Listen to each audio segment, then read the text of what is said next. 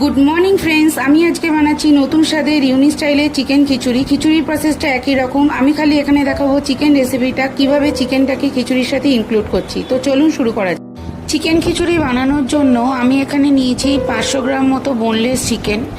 এবার সেই চিকেনটাকে আমি 1 চামচ ভিনিগার আর 1 চামচ আদা রসুন বাটা দিয়ে ভালো করে ম্যারিনেট করে নিলাম। এটাকে 1 ঘন্টা মতো আমি রেখে দেবো।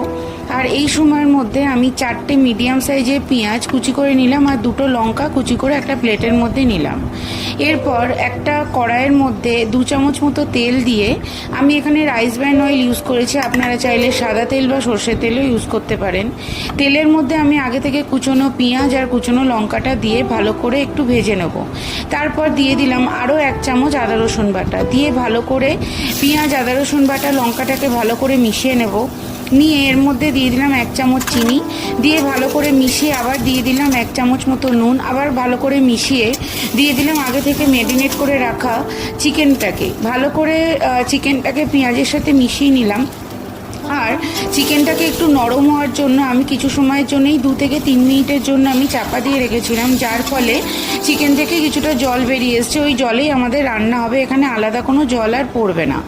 এবার আমি চিকেনের মধ্যে 1 চামচ হলুদ গুঁড়ো, 1 চামচ জিরে গুঁড়ো আর 2 চামচ ধনে গুঁড়ো দিলাম।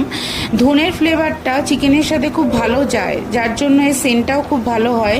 তো সেই কারণে আমি এখানে 2 চামচ ধনে গুঁড়ো দিয়েছি। দিয়ে ভালো করে মশলাগুলোকে চিকেনের সাথে মিশিয়ে নেব আর খুন্তির সাহায্যে চিকেনটাকে গুঁড়ো গুঁড়ো করে নেব। তো এবার দেখুন আমি জলটা পুরো শুকিয়ে গেছে। ততক্ষণ আমরা রান্না করব যতক্ষণ না চিকেনের জলটা পুরো শুকিয়ে যাচ্ছে। জলটা পুরো শুকিয়ে যাওয়ার পর আরেকটু নেড়ে চেড়ে আমি চিকেনটাকে খিচুড়ির মধ্যে ভালো করে মিশিয়ে দিলাম। এরপর 2 চামচ ঘি আমি চামচের মাপে নিইনি, আমি আন্দাজেই নিলাম। 2 চামচ মতো ঘি খুন্তির সাহায্যে আমি খিচুড়ির মধ্যে মিশিয়ে দিলাম। এরপর আমি 2টো পেঁয়াজ, একটু বড় সাইজের 2টো পেঁয়াজ আমি লম্বা লম্বা করে কুচিয়ে নিয়েছিলাম। মানে একদম পুরো পিওর ছোট ছোট করে কুচোইনি, লম্বা লম্বা করে কেটে নিয়েছিলাম। নিয়ে আমি তেলের মধ্যে দিয়ে ওটাকে বেরেস্তা তৈরি করে খিচুড়ির মধ্যে মিশিয়ে দিলাম। এই বেরেস্তার ফলে খিচুড়ির টেস্টটা আরও এনহান্স হবে। তো এইটাই আমার চিকেন খিচুড়ি রেসিপি। যদি আপনাদের ভালো লেগে থাকে তো অবশ্যই আপনারা শেয়ার করবেন, কমেন্ট করবেন, লাইক করবেন।